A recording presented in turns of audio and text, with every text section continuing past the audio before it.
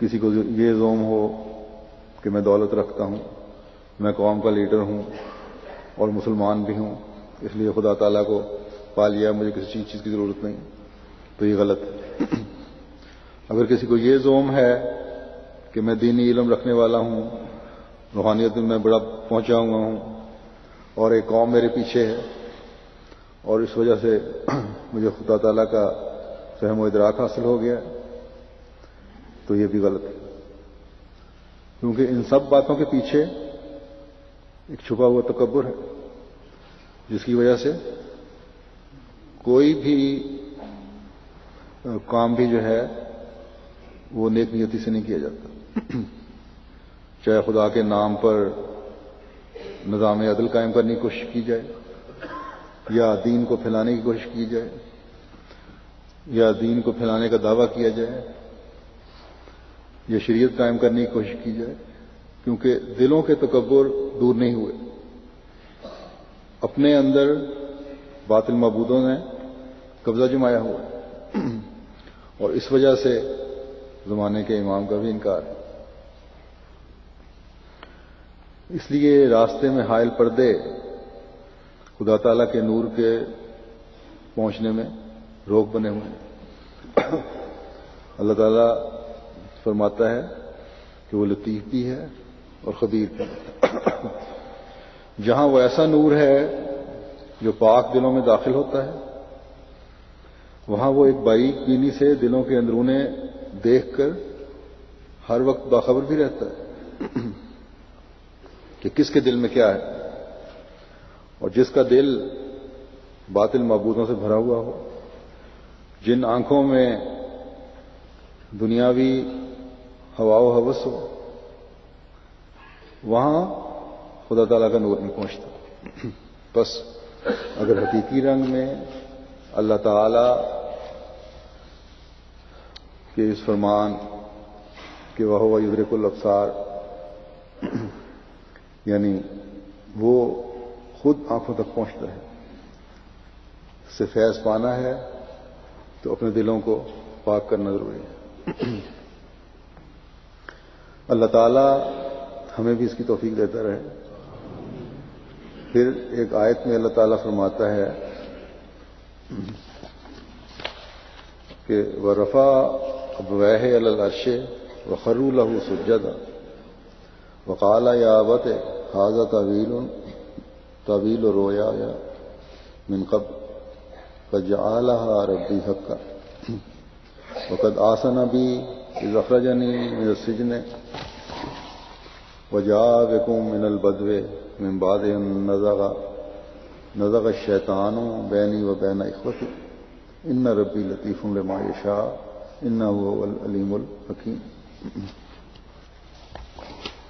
یعنی اور اس نے اپنے والدین کو عزت کے ساتھ تخت پر بٹھایا، حضرت یوسف کا ذکر ہے، اور وہ سب اس کی خاطر سجدہ ریز ہو گئے،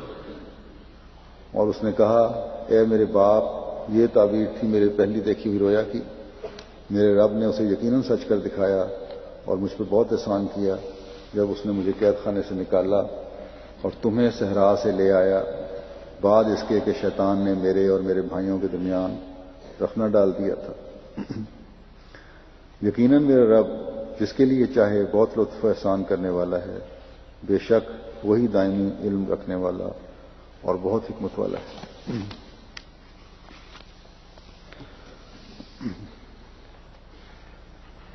یہ سورہ یوسف کی آیت 101 ہے۔ اس آیت میں حضرت یوسف اللہ تعالیٰ کی صفت لطیف کے تحت مہربانیوں اور احسانوں کا ذکر کر رہے ہیں۔ آپ کے پاک دل کی وجہ سے بچپن سے ہی خدا تعالیٰ نے آپ کو رویا ساتھ کر دکھائی،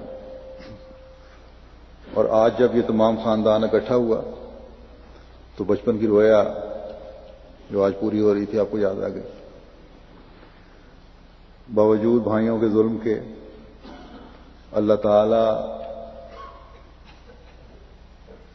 آزمائش اور امتحان کے دور میں آپ کا ولی اور دوست رہا، ہمیشہ آپ کی حفاظت کی، اور آج دنیاوی لحاظ سے بھی اللہ تعالیٰ لحاظ سے اعلیٰ مقام پر فائز ہونے پر بھی اللہ تعالیٰ نے اپنی صفت لطیف کے تحت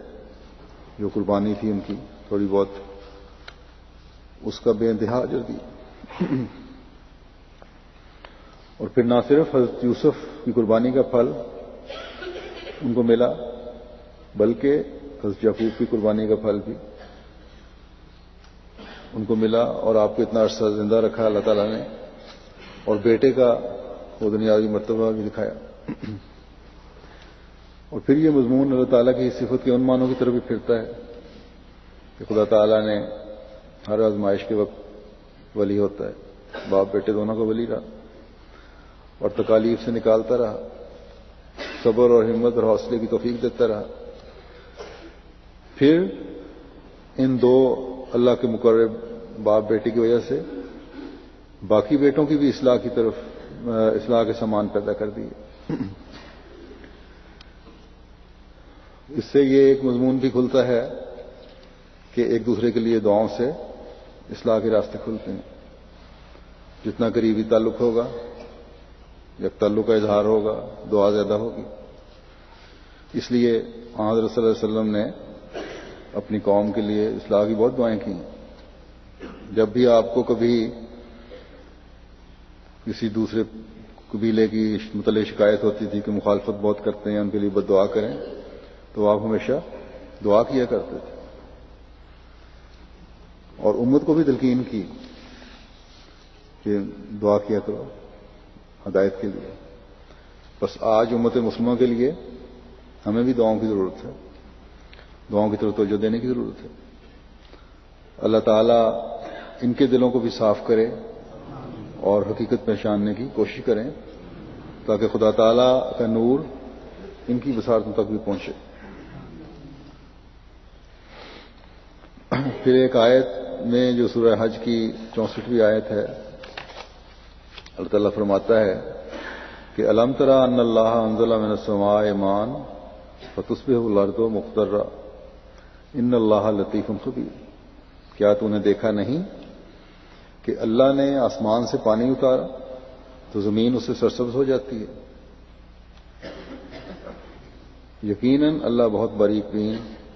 اور ہمیشہ باخبر رہنے والا ہے. اللہ تعالیٰ نے اس آیت میں اس صفت کے تحت ایک یہ مضمون بیان فرمایا کہ جو زمینی اور روحانی زندگی ہے دونوں سے متعلق جو چیز یاد رکھنے والی ہے وہ یہ ہے کہ زندگی پانی سے ملتی ہے.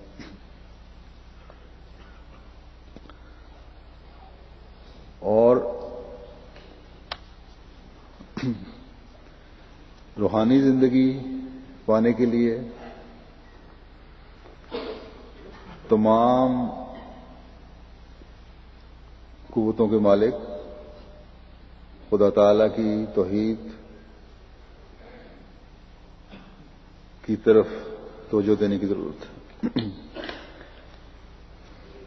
یہ آسمان سے پانی اتارنے کی مثال اس لیے دی کہ جس طرح